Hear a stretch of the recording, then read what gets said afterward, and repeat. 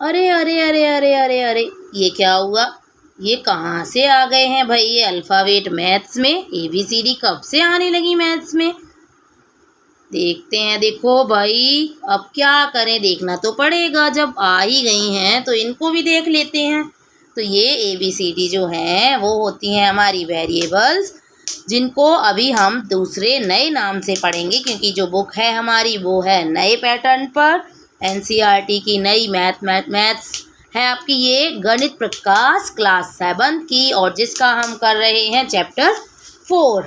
तो हम ये स्टार्ट कर रहे हैं chapter 4, expressions using letter numbers. तो लेटर्स यानी कि ABCD, इन्हीं के बारे में हम यहाँ पर पढ़ेंगे। लेटर नंबर्स क्या हैं ये यहाँ पर देखिए, the notion of letter numbers. अब क्या इनको देखो क्या कॉन्सेप्ट होता है ये हम पढ़ेंगे। तो इस चैप्टर में हम उनके रिलेशंस के बारे में पढ़ेंगे। भाई जो अल्फ़ाबेट आ गए वो कैसे आ गए यहाँ पे, और क्या उनका रिलेशन होता है नंबर से, इस बारे में हम यहाँ पर जानेंगे। तो सबसे पहले एक एग्जाम्पल ले लेते हैं, एग्जाम्पल 1।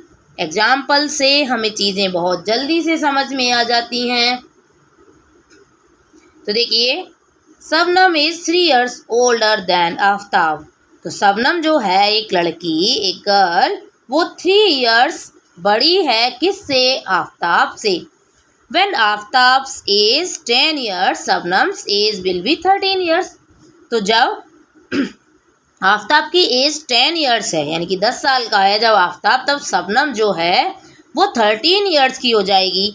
लेकिन अगर हम देखें कि भाई आफ्ताब की जो एज है अभी 18 years है, 18 साल का है आफ्ताब, तो शबनम की जो एज होगी वो क्या होगी? वो 18 में 3 और हम ऐड करेंगे, यानी कि जो एज होगी वो 21 हो जाएगी। अभी 21 years हो जाएगी शबनम की। Given Aftab's age, how will you find out Shabnam's age. अगर हम आफ्ताब की एज हमें दी है तो हम शबनम की एज को आसानी से निकाल सकते हैं। जैसे क्या करेंगे हम, जो आफ्ताब की एज है उसमें शबनम की एज के लिए 3 years और ऐड कर देंगे हम। यानी कि जैसे आपके भाई बहन होते हैं आपसे बड़े 2 years या 3 years अगर, तो उनमें क्या करते हैं आप, जो भी एज होती है बड़ी डिफरेंस होता है उसको ऐड कर देते हैं। Can we write this as an expression. क्या हम एक एक्सप्रेशन में लिख सकते हैं इसको? एक्सप्रेशन ये वो वाला एक्सप्रेशन नहीं है कि भाई एक्सप्रेशन दे रहे हो आप, कब स्माइल कर रहे हो, कब आप एंग्री हो रहे हो, स्माइली फेस, एंग्री फेस, जो फेसेस होते हैं इमोजीज वाले, वो एक्सप्रेशन नहीं है यहाँ पर। ये एक्सप्रेशन तो एक इक्वेशन की तरह होते हैं। जैसे अब देखो, इसी को जो शबनम और आफ्ताब की एज का जो कॉन्सेप्ट हम पढ़ रहे हैं, एग्जाम्पल जो हमने लिया था, उसी को अगर हम देखें तो उसके लिए कैसे एक्सप्रेशन लिखेंगे कि Shabnam's age is equals to Aftab's age plus 3। अब ये तो हमने लिख लिया। देखो, जब शबनम की आफ्ताब की एज 4 है तो शबनम की 3 और ऐड कर दो, यानी कि 7 हो गई। 10 है तो 13, आफ्ताब 23 है तो ये शबनम जो है वो 26 की है। अब देखो यहाँ पर जब जो भी अगर एज है, अगर हमने कुछ भी ले ली यहाँ पर, तो वो एज में क्वेश्चन मार्क का मतलब कुछ भी एज है अगर, तो उससे 3 years हमेशा बड़ी ही आएगी शबनम। तो यहाँ पर ले लिया अब हमने ए फॉर एप्पल, आ गया ना अल्फ़ाबेट। देखो अल्फ़ाबेट आया, अब यहाँ पर अल्फ़ाबेट आया तो यहाँ भी इस क्वेश्चन मार्क की जगह आ गया अल्फ़ाबेट, यानी कि जो आफ्ताब की एज है अभी ए है, और यहाँ भी ये आफ्ताब की एज है और इसमें 3 years और ऐड कर दिया। तो ये हो गया हमारा एक्सप्रेशन। किसके लिए हो गया? ये दोनों की एज का रिलेशन बताने के लिए हो गया है। अब यहाँ पर जो ए की वैल्यू है, हमारी जो अल्फ़ाबेट की वैल्यू है, वो कुछ भी हो सकती है, और यानी कि वो 1 से लेकर 26 तक नहीं, 1 से लेकर जितने भी हमारे नंबर हैं वहाँ तक हो सकती है। क्योंकि जो एज जो है वो हमारी कहाँ तक जाती है, आप जब भी जहाँ तक भी जाएगी, और उसकी जगह ज़रूरी नहीं एज की जगह कुछ और भी चीज़ हो सकती है, जिसका नंबर बहुत बड़ा हो, मिलियंस में हो, तो वो भी हो सकता है ए की वैल्यू। तो ए की वैल्यू जब हमारी कुछ भी हो सकती है, तो इसीलिए हम इनको वेरिएबल भी कहते हैं। वेरिएबल यानी कि वेरीज। वेरिएबल का मतलब होता है कि जिसकी वैल्यू बढ़ती जाए, यानी कि वेरी आप ऐसे भी लिख सकते हो, वेरिएबल किससे बना है? वेरी से। वेरी का मतलब बहुत सारी, तो बहुत सारी वैल्यू हो सकती हैं कि अल्फ़ाबेट की। ओके, तो अब यहाँ पर देखो एस फॉर, यहाँ पर शबनम ले लिया, ए फॉर आफ्ताब ले लिया। तो शबनम की एज जो है वो आफ्ताब की एज +3 ये हो जाएगी। तो ये हमारा जो बन गया ये है, अब इसको कहेंगे expression s = a+3। If a is 23, अगर देखो यहाँ पर a अगर 23 है तो s कितना हो जाएगा? 26 हो जाएगा। कितना हो जाएगा? s 26, यानी कि जो शबनम की एज है वो 26 ईयर्स हो जाएगी। तो देखो ये जो एज थी हमारी, ऐसे हमने कैलकुलेट कर ली कि 26 आ गई, 23 रख दी हमने, वैल्यू रख दी ना। अब इस तरह की जो रिप्रेजेंट करते हैं नंबर्स, इनको हम क्या कहते हैं? जैसे ये अल्फ़ाबेट जो रिप्रेजेंट कर रहे हैं, किसको? नंबर को रिप्रेजेंट कर रहे हैं, इनको हम लेटर नंबर्स कहते हैं। देखो वेरिएबल का नेम इन्होंने चेंज कर दिया, क्या कह दिया यहाँ पर? Letter numbers. और हम पुराने टाइम पे हम क्या कहते थे? जब तक हम पुरानी बुक थी हमारी, तब तक हम कहते थे इनको वेरिएबल्स।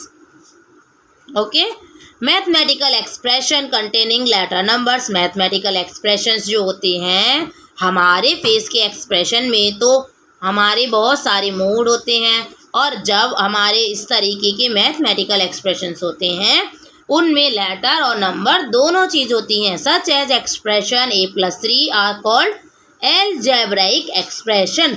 अब सोचो यहाँ पर हमारे नंबर भी आ गए और लेटर भी आ गए, तो हम इस एक्सप्रेशन को एलजेब्राइक एक्सप्रेशन कहते हैं।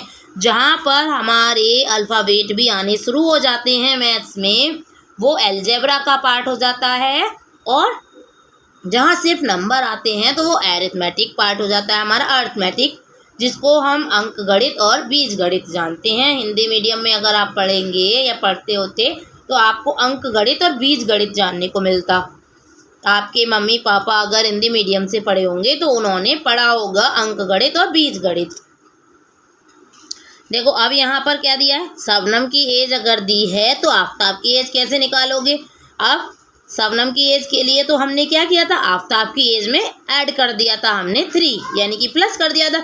लेकिन अब हमें आफ्ताब की एज निकालनी है, तो हम क्या करेंगे? यहाँ पर जो शबनम की एज है वहाँ से माइनस कर देंगे हम 3।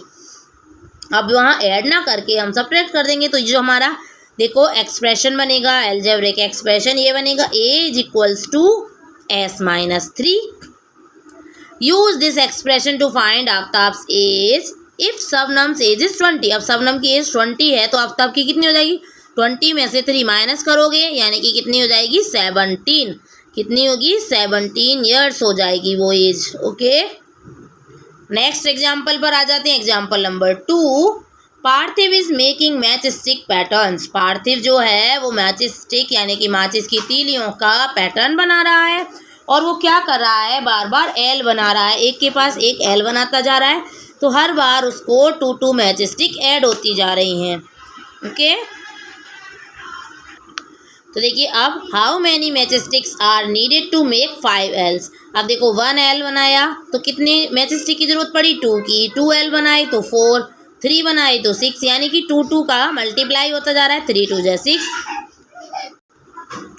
अब अगर हमें 5 हमें एल बनाने हैं तो 5 की मल्टीप्लाई 2 से कर देंगे। अगर हमें 7 एल बनाने हैं तो 7 की मल्टीप्लाई 2 से करेंगे। 45 एल बनाने हैं तो 45 की मल्टीप्लाई 2 से करेंगे। इसी तरह अब ये देखो यहाँ पर भी एक हमारा पैटर्न बन जाएगा। So the number of match stick needed will be 2 times the number of else. ये मैं आपको ऑलरेडी बता दिया कि जब जितनी हमें मैच स्टिक की ज़रूरत पड़ रही है वो क्या हो रहा है कि जितने एल बनाने हैं उसका डबल करते जा रहे हैं हम। और अब हम किसको कैसे लिखेंगे? Number of match stick is equals to 2 multiply number of L. तो इसको अगर हमें मैथमेटिकल एक्सप्रेशन लिखना है यानी कि एलजेब्रिक एक्सप्रेशन, तो इसको हम कैसे लिखेंगे? 2n number of match sticks is equals to 2n। Number of match stick को आप कुछ भी लिख सकते हो, जैसे कि आप m लिख लो, m is equals to 2n, n हो गया नंबर। तो आप देखिए एग्जाम्पल 3, एक और एग्जाम्पल देख लो भाई। जितने ज़्यादा एग्जाम्पल देखोगे उतनी जल्दी से आपको कॉन्सेप्ट क्लियर हो जाएगा, समझ में आ जाएगा। एग्जाम्पल से आप बहुत जल्दी समझ जाते हैं ना। Ketaki prepares and supplies coconut jaggery laddoo. जो केतकी है वो क्या बनाती है? लड्डू बना रही है कोकोनट और जैगरी वाले, यानी कि जो आपका कोकोनट यानी कि जो नारियल होता है और जैगरी यानी कि गुड़, नारियल और गुड़ के लड्डू बना रही है, वो सप्लाई भी करती है। The price of a coconut is ₹35।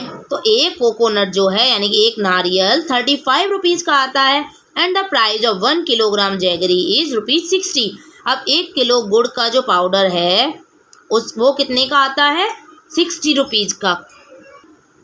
How much should she pay if she buys 10 coconut and 5 kilogram jaggery. अब देखो अगर वो 10 कोकोनट खरीदती है यानी कि 10 नारियल खरीद रही है और 5 किलो गुड़ खरीद रही है, गुड़ या गुड़ का पाउडर जो भी है यहाँ पर, तो अब देखो कॉस्ट जो होगी वो 10 कोकोनट की कैसे निकालेंगे? 10 मल्टीप्लाई 35 कर दिया। अब 5 किलोग्राम जैगरी खरीदी है, 5 से मल्टीप्लाई कर दो। उसका जो अमाउंट था 1 किलोग्राम के लिए कॉस्ट थी 60 रुपीज़, मल्टीप्लाई कर दी। अब टोटल कॉस्ट कैसे निकालेंगे हम? टोटल कॉस्ट के लिए हम यहाँ पर इन दोनों की जो कॉस्ट थी उसको हम कर देंगे ऐड, यानी कि ये 350 और ये हमारा 300, दोनों का तो 650 आ गया। ये हो गया हमारा टोटल अमाउंट। ओके, नेक्स्ट है how much should she pay if she buys 8 coconuts and 9 jaggery. तो 8 कोकोनट अगर वो खरीदेगी तो कितने का हो जाएगा? तो देखो कोकोनट की कॉस्ट 8 कोकोनट, अब यहाँ पर आप 10 की जगह 8 कर लेंगे। 8 की करेंगे तो कितना हो जाएगा? 8 के लिए 8 मल्टीप्लाई 35, 35 से मल्टीप्लाई कर लेंगे, कितने रुपीज़ हो जाएगा? देखो 280 रुपीज़ हो जाएगा ये। अब देखो 5 किलोग्राम था यहाँ पर जैगरी है, 9 किलोग्राम जैगरी हो गया। अब 9 किलोग्राम हो गया यानी कि 9 मल्टीप्लाई 60 करना होगा आपको। तो देखो 60 मल्टीप्लाई कर लिया 9 में, तो ये 0। अब 9 6 जा 54 यानी कि 540। अब टोटल जो कॉस्ट होगी वो कितनी हो जाएगी? उसकी कितना पे करेगी? दोनों को ऐड कर लो, 0 4 and 8 12। अब ये हो गया आपका 3 and 5 8, 820 रुपीज़ उसको पे करना होगा। किसके लिए? 8 कोकोनट्स और 9 किलोग्राम जैगरी के लिए। नेक्स्ट हमारा क्वेश्चन है write an algebraic expression to find the total amount to be paid for a given number of coconut and quantities of jaggery. अब कैसे हम अलजेब्रिक एक्सप्रेशन इसका लिखेंगे? तो पहले हम देखेंगे कि देखो कॉस्ट कैसे आ रही थी हमारी। हमने क्या कर रहे थे, जो नंबर ऑफ कोकोनट थे उसमें मल्टीप्लाई कर दिया 35 का, और यहाँ पर नंबर ऑफ किलोग्राम, कितने किलोग्राम हमने जैगरी खरीदी थी, हमने नहीं सॉरी वो गर्ल थी केतकी, उसने कितना किलोग्राम उसने गुड़ खरीदा था उसकी मल्टीप्लाई हम करेंगे उसके अमाउंट यानी कि 60 रुपीज़ पर केजी था ना, पर किलोग्राम, तो इसलिए 60 से। तो इन्होंने सी मान लिया, कोई भी आप लेटर ले सकते हैं, सी मान लिया कोकोनट के लिए और जे मान लिया जैगरी के लिए। ओके, तो ये जो एक्सप्रेशन होगा इसके लिए हम क्या लिखेंगे? सी, देखो सी मल्टीप्लाई 35 प्लस जे मल्टीप्लाई 60। ये एक्सप्रेशन हम इस तरीके से लिख देंगे। जो हमारा टोटल कॉस्ट निकलेगी वो इसी वाले फॉर्मूले से, जैसे फॉर्मूला बनाते हैं ना, इसी तरीके से ये एक फॉर्मूला टाइप बन जाता है अलजेब्रा में, algebraic expression. Next use this expression or formula to find the total amount to be paid for 7 coconuts and 4 kilogram jaggery. अब 4 किलोग्राम जैगरी पाउडर है या जो भी है, 4 किलोग्राम जैगरी है आपका और 7 कोकोनट्स हैं, उनके लिए आप अमाउंट निकालेंगे। तो कैसे निकालेंगे? आपको यहाँ पर क्या रखना होगा? 7 और यहाँ पर क्या रखना होगा? 4। आप कैलकुलेट कर लेंगे यहाँ से। तो कैसे करेंगे? देखो यहाँ पर 7 लिख लो, सी की जगह 7। अब ये 35 हो रहा है मल्टीप्लाई। अब यहाँ पर कितना लिखेंगे हम? जे की जगह 4 और ये 60। अब कर लो 7 और 35 की मल्टीप्लाई कर लो। देखो 7 5 जा 35, 3 कैरी, 7 3 जा 21 and 3 24, 245 हो गया प्लस। अब ये हो गया देखो 0 और 4 6 जा 24, ये हो गया आपका ये 245 और 240, तो ये हो गया आपका 485 रुपीज़ हो गया। नेक्स्ट आ जाते हैं एग्जाम्पल 4 पर। We are familiar with calculating the perimeters of simple shapes. Perimeter हम बहुत टाइम से कैलकुलेट करते आ रहे हैं, 4th-5th क्लास से ही, 4th क्लास से, और हो सकता है उससे पहले भी आपने पेरीमीटर पढ़ा हो, 3rd में छोटा मोटा पेरीमीटर तो आपने वहाँ भी पढ़ा हो सकता है। The perimeter of a square is 4 times the length of its side. अब जो पेरीमीटर होता है स्क्वायर का, वो आप क्या पढ़ते हो, 4 मल्टीप्लाई साइड पढ़ते हो ना। This can be written as the expression, तो इसको 4 मल्टीप्लाई क्यू लिख दिया। अब जो क्यू लिया है इन्होंने वो किसके लिए लिया है, साइड लेंथ, यानी कि जो जैसे ये है एक स्क्वायर और इस स्क्वायर की जो साइड है ये हो गई क्यू, तो इसका पेरीमीटर निकालने के लिए 4 मल्टीप्लाई क्यू कर दिया। नेक्स्ट है what is the perimeter of a square with side length 7 centimetre. अब साइड लेंथ जो है वो 7 सेंटीमीटर है। Use the expression to find out. अब कैसे करेंगे, 7 multiply q, sorry 4 multiply q. अब 4 जो है, अब क्यू की वैल्यू क्या है 7, 4 7 जा कितना होगा हमारा 28, 4 7 जा 28। अब ये सेंटीमीटर है तो सेम यूनिट रहता है पेरीमीटर में, सेंटीमीटर में, ये आपका हो गया perimeter. You must have realized how the use of letter numbers and algebraic expression allows us to express general mathematical relations। तो ये हमारे जो मैथमेटिकल रिलेशंस होते हैं उनको इजी बना देता है कि हम किस तरीके से उसको कैलकुलेट करेंगे। और ये देखिए mathematical relations express this way are often called formulas. तो देखो मैंने आपको ये अभी बताया था कि हम फार्मूला जैसे यूज करते हैं, तो मैथमेटिकल रिलेशन जो हैं इस तरीके से उनको एक्सप्रेस कर रहे हैं हम। इनको हम क्या कहते हैं, जैसे हम अलजेब्रा में लिख रहे हैं ये फार्मूला, फार्मूले कहते हैं हम इनको। तो चलिए नेक्स्ट हमारा आ गया है फिगर इट आउट, इसको हम करेंगे नेक्स्ट वीडियो में। तब तक आप बने रहिएगा चैनल पर। वीडियो अच्छी लगी हो तो लाइक शेयर सब्सक्राइब करना ना भूलिए। Thank you for watching, bye bye.